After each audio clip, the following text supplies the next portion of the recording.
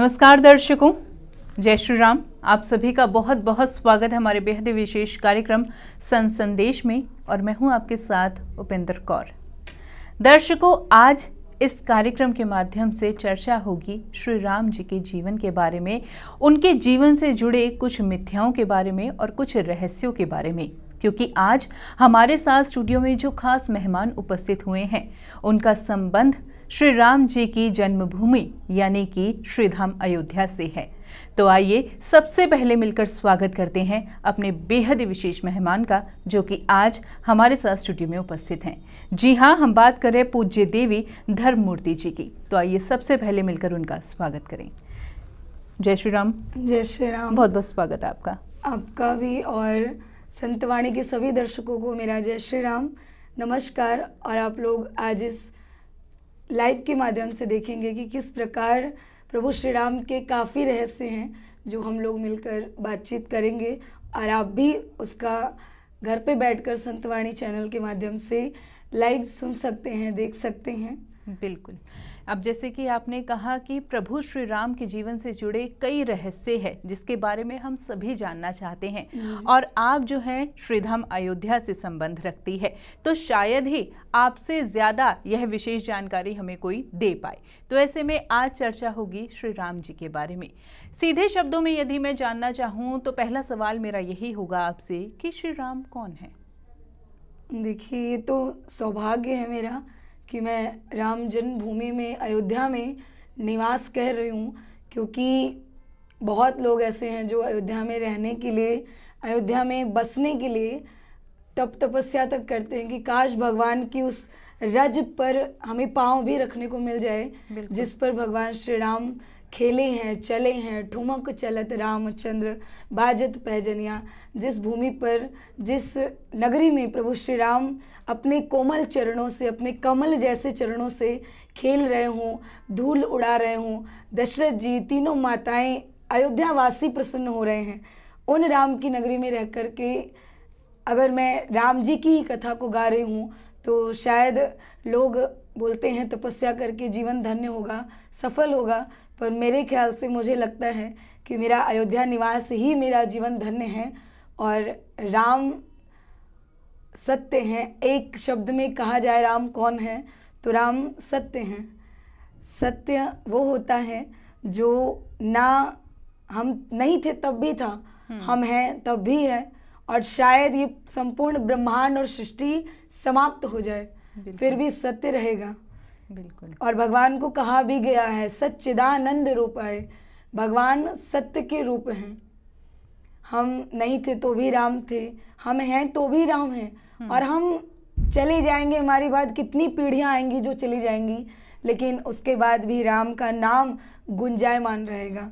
बिल्कुल। श्री राम कथा में जब भोले बाबा से माता पार्वती ने प्रश्न किए, जोग ज्ञान वैराग्य निधि सकल कला गुण धाम प्रणत कल्प तरु नाम, आप तो कल्प तरु के समान हैं, आपको सब कुछ ज्ञान है, तो आप बताइए राम कौन है? तो भोले बाबा एक ही शब्द कहते हैं। पहले तो पार्वती जी की वंदना की। क्यों? क्योंकि राम की कथा सुनना और कहना बहुत बड़ी बात नहीं है, लेकिन इस कलयुग में अगर कोई भगवान के लिए थोड़ा समय निकाल रहा है, सुन रहा है, कथा करवा रहा है, प्रवचन देख रहा है, या मंदिर में जाकर 2 मिनट भी भगवान के आगे हाथ जोड़ रहा है, तो उससे बड़ा धन्य कोई नहीं है, क्योंकि ऐसा घोर कलयुग आ चुका है। गोस्वामी बाबा भी लिखते हैं, धन्यास्ते कृतना पिबंत श्री राम नामामृतम। भगवान की कथा का विचार कर लेना आज के समय में मन में, इससे बड़ी बात कोई नहीं हो सकती। तो भोले बाबा भी पार्वती जी से कहते हैं, देवी राम वो हैं जो सत्य हैं। जीवन में अगर आपने राम को नहीं जाना तो आप किसी को भी नहीं जान पाओगे। बिल्कुल। हमने हमेशा यह सुना है कि राम नाम जो है श्री राम से भी बड़ा है। इसके बारे में मैं आपसे जानना चाहूंगी कि राम नाम की महिमा क्या है?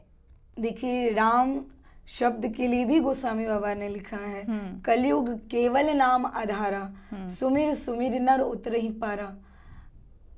राम जी का जो नाम है और राम है दोनों में बहुत अंतर है। राम जी से अधिक राम की महिमा है जी, ये हमने सुना है हाँ कि जी। राम जी से अधिक राम नाम की महिमा राम है। नाम की महिमा है। कहाँ कहाँ लगी नाम बड़ाई, राम न सकहि नाम गुण गाई।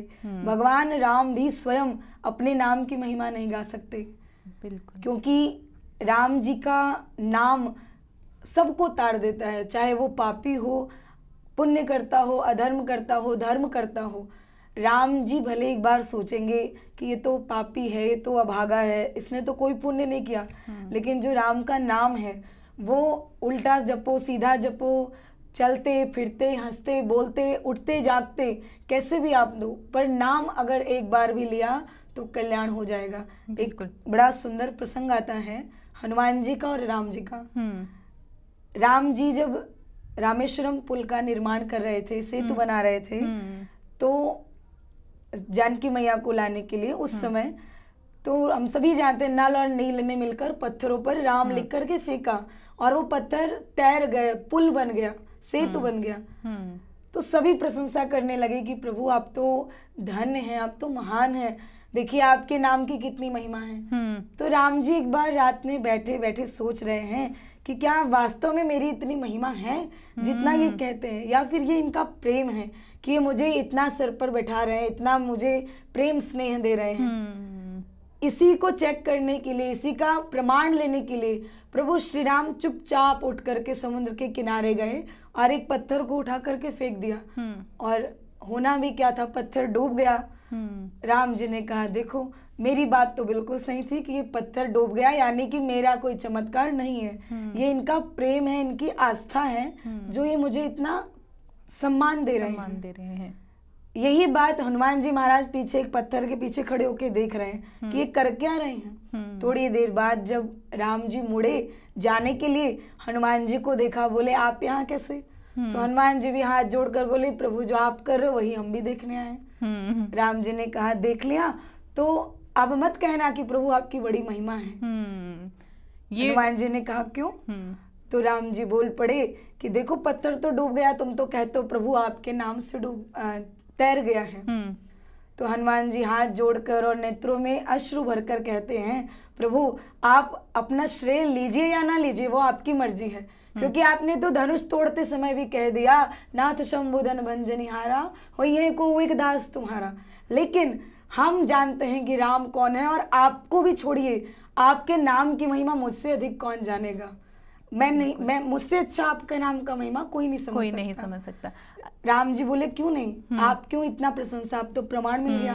तो हनुमान जी हाथ जोड़कर बोल पड़े प्रभु आपने जिस पत्थर को उठाकर छोड़ दिया और वो तैर जाए, आपने सोच भी कैसे लिया? आपने जिसको छोड़ दिया हो उसका डूबना तो निश्चित है। देवी जी जैसे कि अभी आपने एक प्रसंग हमारे दर्शकों से साझा किया, ऐसा ही एक प्रसंग हमने भी सुना है, वो भी मैं आपसे जो है उसकी पूर्ण जानकारी लेना चाहूँगी। हमने सुना है कि जब ये बात लंका तक पहुँची कि राम जी का नाम लिखते ही पत्थरों पर पत्थर तर रहे हैं सागर में, तो ऐसे में रावण को जब यह सूचना मिली तो उसने बोला अरे मेरे नाम से भी पत्थर तरते हैं, ऐसा एक प्रसंग हमने सुना है। इसके बारे में पूर्ण जानकारी आपसे जानना चाहूंगी। जब राम सेतु का निर्माण हो रहा था, नल नील अंगद जामवंत जी सभी लोग उसमें लगे हुए थे।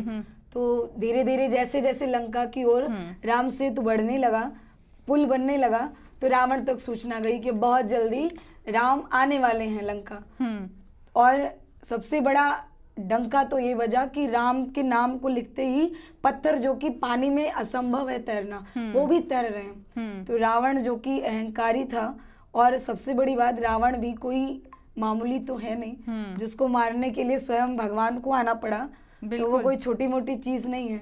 रावण भी अपने में महान है। आपने तो सुना ही होगा रावण जैसा पंडित ना था ना है तो और ना होगा उनके जैसा विद्वान। तो रावण को भी एक उत्साह हुआ, जोश आया कि हम भी, मेरे नाम में कोई कम ताकत थोड़ो है, हम भी इसको तैरा सकते हैं। रावण ढोल लगाड़े और सब अपना लेकर पहुंचा, वहां जा करके पत्थर फेंकता गया लिख लिख कर और तैरते गए। पर जो उनकी पत्नी थी मंदोदरी जी, उनको तो पता था कि राम में कितना बल है और रावण में कितना बल है, क्योंकि एक कहावत है ना घर का भेदी, तो घर पे सबको पता होता है कौन कितने पानी में है। तो मंदोदरी भी बहुत अच्छे से जानती थी कि रावण और राम में कितना अंतर है, कौन भगवान है और कौन दानव है, सब कुछ पता था। रात्रि में जब रावण ये सब करके और मारे खुशी के घर पधारा, तो मंदोदरी ने ना आओ देखा ना ताओ, सीधे एक ही प्रश्न किया कि ये कैसे हो सकता है, आपने कैसे किया। रावण ने 1-2 बार बातों को टाला, और जब समझ गया कि मंदोदरी जानती है अंदर की बात क्या है, तब मंदोदरी से रावण बोल पड़ा कि वास्तविकता मैं तुम्हें बताऊं तो सत्य यही है कि जब मैं पत्थर फेंक रहा था तो नाम भले ही मेरा लिख रहा था, पर मन में मैं ही राम राम का नाम जप रहा था, और राम की कृपा से ये पत्थर तैरे हैं। बिल्कुल देवी जी, जब हम राम कथा श्रवण करते हैं तो ऐसे में अनेक पात्रों का जिक्र होता है, जिसमें से एक पात्र जो सबसे महत्वपूर्ण राम कथा में है, हम ऐसा कह सकते हैं, वो है माता केकई। तो ऐसे में एक प्रश्न मन में यह आया, हो सकता है यह प्रश्न हमारे दर्शकों के मन में भी उत्पन्न हुआ हो, माता केकई से ज्यादा प्यार जो, प्रेम जो है, स्नेह जो है राम जी से शायद ही कोई करता हो। लेकिन हम सभी यह जानते हैं कि माता केकई ने ही राम जी को 14 वर्ष का वनवास दिलाया था। तो ऐसे में इस प्रसंग के बारे में मैं आपसे जानना चाहूंगी कि माता केकई जब इतना स्नेह करती थी राम जी से, तो उन्होंने ही 14 वर्ष का वनवास क्यों दिलवाया राम जी को। और साथ ही साथ अब देखिए ना, जब माता केकई के कारण यह सब हुआ, तो आज तक भी कोई अपनी कन्या का नाम, कन्या के नाम केकई कभी कोई नहीं रखता। तो ऐसे में केकई माता से जो इतना लोग वो करते हैं कि नहीं केकई माता अच्छी नहीं थी, ऐसा सोचना सही है? नहीं, तो जैसा कि आपने कैकेयी मैया के बारे में पूछा, और ऐसा बिल्कुल भी नहीं है कि कैकेयी मैया दोषी हैं या उनका नाम नहीं लिया जा सकता, या जैसा आपने कहा कि लोग घृणा करते हैं, कोई नाम नहीं रखता, तो ऐसा बिल्कुल भी नहीं है। जिस तरह एक मूवी बनाई जाती है, एक सिनेमा होता है जिसमें एक एक्टर भी है, एक्ट्रेस भी है, विलन भी है, उसी तरह भगवान की लीला है, और हर एक मूवी में एक मेन कैरेक्टर होता है जी। उसी प्रकार प्रभु की इस कथा में अगर कोई मुख्य पात्र है तो वो सिर्फ कैकेयी है। क्यों? क्योंकि एक ही कैरेक्टर की वजह से मूवी हिट होती है। और ये राम कथा, राम जी की तो जाहिर सी बात है श्रेय है, लेकिन अगर किसी का भी मुख्य रूप से योगदान देखा जाए तो वो सिर्फ कैकेयी मैया हैं। क्योंकि अगर कैकेयी माँ राम को वनवास नहीं भेजती तो राम कथा में क्या था? कुछ भी नहीं। बिल्कुल सही कहा आपने, क्योंकि हम जितने भी ज्यादातर बातें सुनते हैं वो वनवास के दौरान ही हुई है। बिल्कुल। राम जी का जन्म हुआ, विवाह हुआ, राम जी खेले कूदे, किस प्रकार दशरथ जी वशिष्ठ जी के पास गए कि पुत्र नहीं है, ये वो सारी बताएं हमने सुनी है। हाँ। लेकिन अगर राम जी की चरित्र, जिससे हम कहते हैं भाई हो तो राम जैसा, पति हो तो राम जैसा, राजा हो तो राम जैसा, ये सारी चीजें हम लोग क्यों सुनते हैं? क्योंकि राम वनवास में गए, और राम वनवास गए क्योंकि वो आए ही इसीलिए, जब जब होई धर्म के हानि, बाढ़ ही असुर अधम अभिमानी, तब तब प्रभु धरि विविध शरीरा, हरहि कृपा निधि सज्जन पीरा, परित्राणाय साधुनाम। भगवान धर्म की स्थापना करने या धर्म का नाश करने के लिए इस पृथ्वी पर अवतार लेकर के आए, और वो काम उन्होंने कब किया? वनवास में। जो दुष्ट हैं, जो राक्षस हैं, उन्होंने कहा भी कि अरे भगवान हमें मारने आए, और आते समय संतों का कल्याण कर दिया। पर संत कहते हैं कि नहीं नहीं, भगवान हमारा उद्धार करने आए, और बीच में जिसने हमें कष्ट दिया, हमें दुख दिया, उनको मार गिराया। तो संत लिखते हैं, सो केवल संतन हितकारी। भगवान सिर्फ संतों के लिए आए, महात्माओं के लिए आए, अपने भक्तों के लिए आए। तो कैकेयी मैया अगर राम को वनवास नहीं भेजती तो प्रभु श्री राम ही रहते। पर आज जो हम कहते हैं मर्यादा पुरुषोत्तम, वो नाम भगवान को वनवास के ही बाद दिया गया, क्योंकि भगवान ने वहां जाकर मर्यादा दिखाई। राम जी वनवास गए थे, उनका ननिहाल था, मामा रहते थे, नाना रहते थे, और कितने लोग, कोल भील, निषाद राज जी, केवट जी, किसको अगर भगवान कह देते मैं यही रहूंगा, कौन था जो भगा देता? कोई भी नहीं। लेकिन भगवान ने एक प्रण लिया कि 14 वर्ष का वनवास है तो कंदमूल, फल, सन्यासी वेश, नंगे पांव उस पथरीले कटरीले रास्ते पर जाना, ये राम की मर्यादा है। राम ने सिखाया कि जो भी प्रण लो, जो भी वचन लो, उस पर खड़े रहो, जो कहो उसी को करो, जैसी कथनी वैसी करनी रखो। बिल्कुल। एक भाई से भाई के लिए आज 1-1 इंच जमीन के लिए लड़ाई हो जाती है, कत्ल हो जाते हैं, लेकिन राम जी ने पूरा राज्य छोड़ दिया अपने भाई के लिए। और राम वनवास गए, कितने लोगों का कल्याण किया, उद्धार किया। अगर राम के मन में, हम कैकई को गालियां देते हैं, लोग कैकई को बोलते हैं कि अरे कैकई ऐसी है वैसी है, पर आप राम जी को देखिए, राम जी के साथ गलत हुआ, सबसे पहले तो राम जी को कहना चाहिए था। पर जब वनवास में भगवान रहने लगे पंचवटी में, चित्रकूट में, और भरत जी महाराज जब पहुंचे अयोध्या, सबको लेकर के चित्रकूट गए मिलने के लिए कि मैं अगर इस राम राज्य को संभालूंगा तो सबसे पहले मैं अपने भाई से मिलना चाहता हूँ। देखे बिन रघुनाथ का जी की जरन न जाए, बिना राम को देखे मेरे मन की तृष्णा, ये प्यास, भगवान को देखने की इच्छा मेरी जब तक पूरी नहीं होगी मैं कुछ भी नहीं करूंगा, चाहे वो किसी का भी आदेश हो। तो इस बात को सुनकर जब भरत जी महाराज सबको लेकर गए तो सबसे पहले राम जी किससे मिले?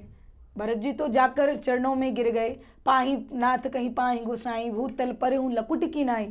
लेकिन इनके अलावा जितने भी लोग थे, गुरुदेव थे, उनकी खुद की मैया कौशल्या थी, सब लोग थे, लेकिन राम जी सबसे पहले जाकर, गोस्वामी बाबा ने भी लिखा है, प्रथम राम भेटे कैकई, सबसे पहले राम जी जाकर के कैकई मैया से मिले, क्योंकि राम जी को बहुत अच्छे से पता है कि मेरी जो ये पिक्चर है, ये लीला है, ये हिट होगी तो केवल कैकई जी के ही द्वारा, और मुख्य पात्र कैकई मैया ही हैं।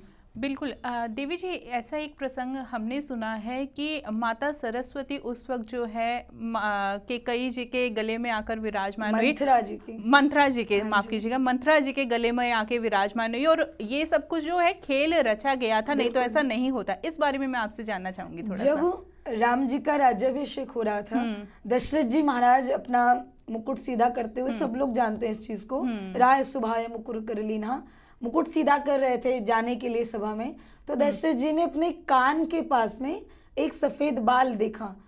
श्रवण समीप भय श्रुत केसा, मनहु जरठपन अस उपदेशा।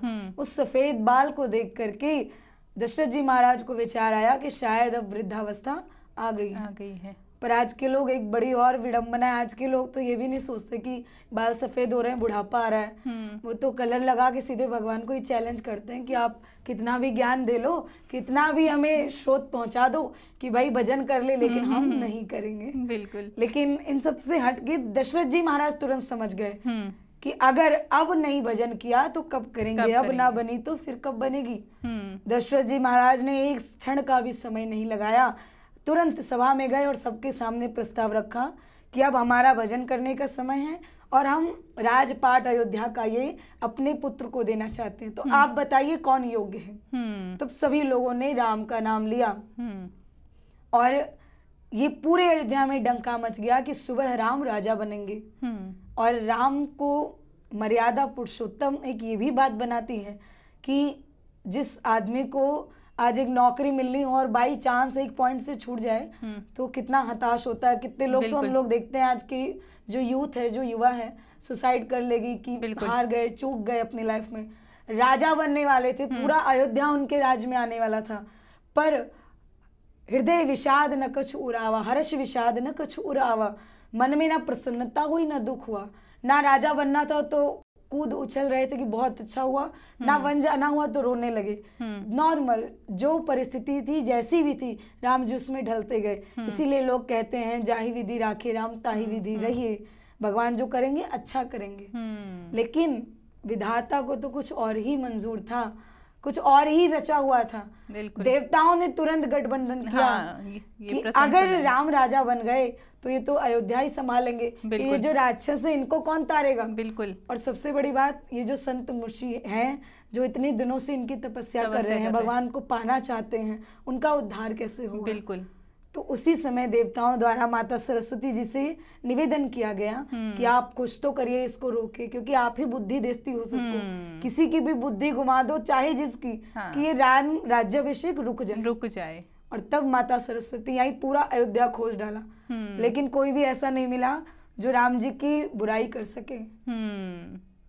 और संत महात्मा तो विनोद करते हुए कहते भी हैं मंथरा और रावण को लेकर कि पहले तो कुशल था, एक ही मंथरा थी जो राम राज्य नहीं चाहती थी, एक ही रावण था जो राम को मारना चाहता था। आज तो कितने लोग हैं, कितनी मंथराएं एक तरह से बोलो तो है कि नहीं चाहते राम राज्य हो, राम जी का मंदिर बने, या फिर राम जी की जो सनातन ध्वजा है वो आगे जाए। और कितने रावण हैं जो कोई अच्छा भी कर रहा होगा तो उसको रोकते हैं, पांव खींचते हैं कि बस ये काम रुक जाए।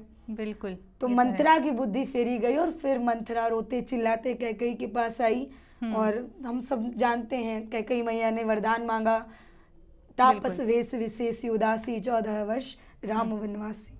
इस तरह जो है राम जी को वनवास मिला और माता कैकेयी से जो हम घृणा करते हैं वह सही नहीं है। यहाँ पर मंथरा का जिक्र हुआ, लेकिन हम सभी के अंदर एक ना एक मंथरा जरूर है, लेकिन हम अपने अंदर की मंथरा को कैसे पहचानें और उसको कैसे जो है अपने से दूर करें? जैसा मैंने अभी कहा कि आजकल तो बहुत मंथरा है और बहुत रावण है।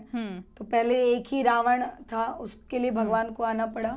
अब की बार तो पता नहीं कितने देवताओं को उतरना पड़ेगा, तब जाके ये सारे बंद होंगे। और मंथरा एक कोई पर्टिकुलर एक व्यक्ति विशेष नहीं है, मंथरा हम सभी के अंदर है। मंथरा कौन सी चीज? जो मंथन ना करने दे, जो सोचने ना दे।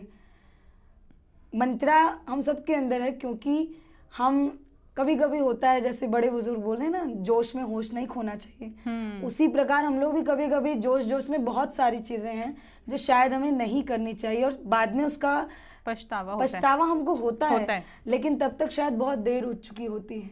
और एक सबसे बड़ा कारण है मन की मंथरा कहने का, क्योंकि हम कुछ भी गलत काम करते हैं, या जो भी, मैं हूँ, आप हो, कोई भी हो, हम देखते नहीं हैं इधर उधर, आगे पीछे दाएं बाएं हर जगह देख लेंगे, पर ऊपर देखना शायद भूल जाते हैं कि जो वहाँ का कैमरा है और जो वहाँ की सीसीटीवी है वो कभी भी ऑफ नहीं होती, वो हमेशा चालू रहती है। एक बड़ा अच्छा पद है, नेक कमाई कर ले बंदे, कर्म न करना काला, लाख आंख से देख रहा है तुझे देखने वाला।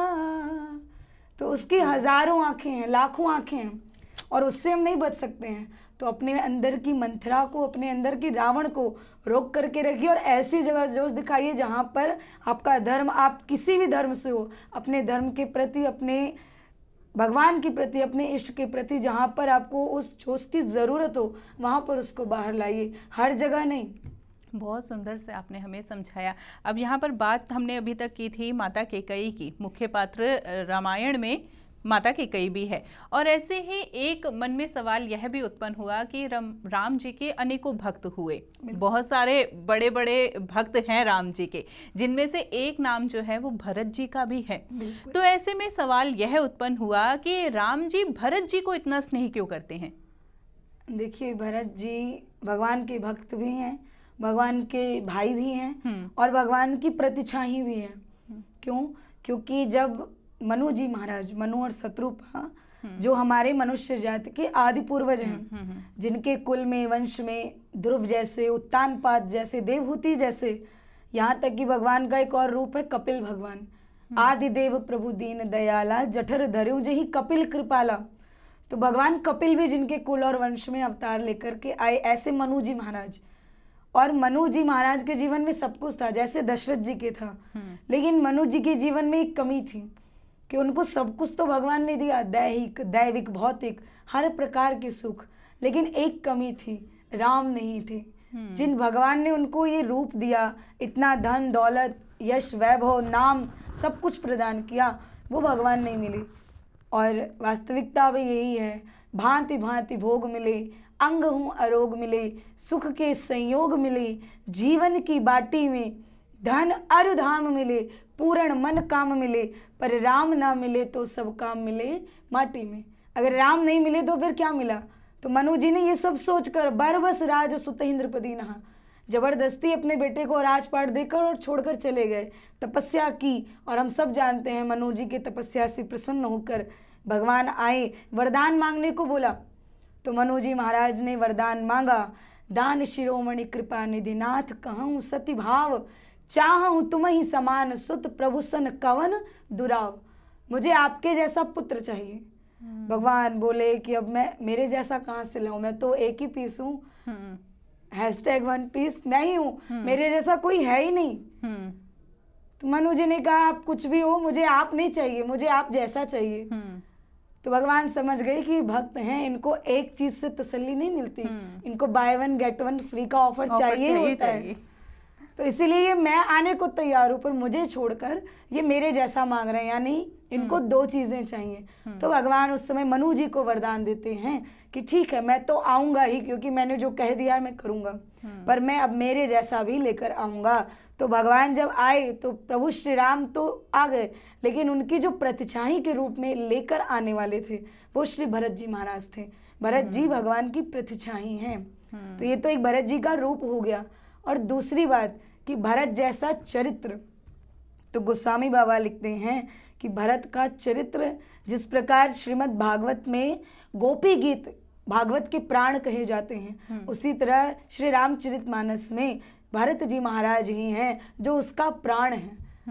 जो न होत जग जन्म भरत को, अगर भरत जी महाराज का जन्म नहीं होता, भरत जी महाराज नहीं होते, तो आज हम जो कहते हैं कि अरे भाई हो तो भरत जैसा, भक्त हो तो भरत जैसा, जिसने अपने भगवान के लिए, अपने भाई के लिए राजपाट छोड़ दिया, अपने भगवान के लिए कि मेरे प्रभु नंगे पांव चल रहे हैं, कांटों पे सो रहे हैं, पत्थरों पे सो रहे हैं, कंदमूल खा रहे हैं, तो मैं भी वहीं पर रहता हूँ।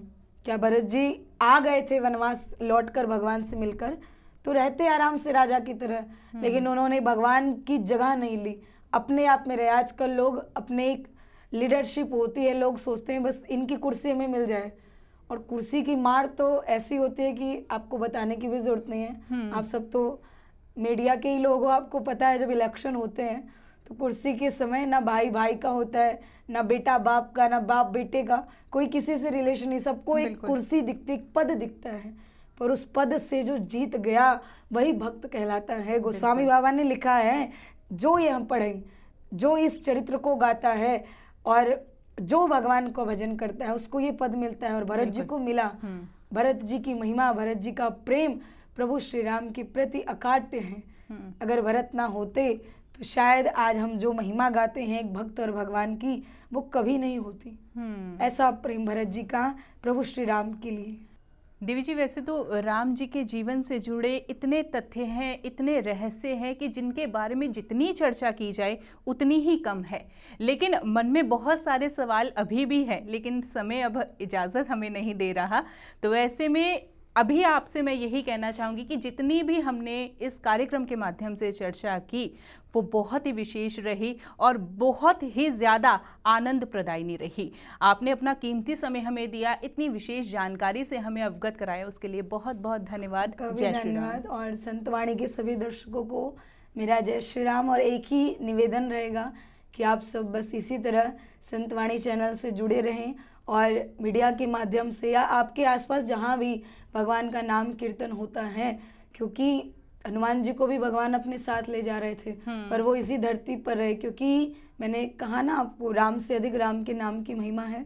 तो इस सनातन को, हमारे राम जी के नाम को और इस हरि नाम कीर्तन को आप बढ़ाते रहिए, आगे बढ़ाते रहिए, और जितना हो सके अपने धर्म का प्रचार करिए, राम नाम का भजन करिए। जय श्री राम। नमस्कार दर्शकों, जय श्री राम।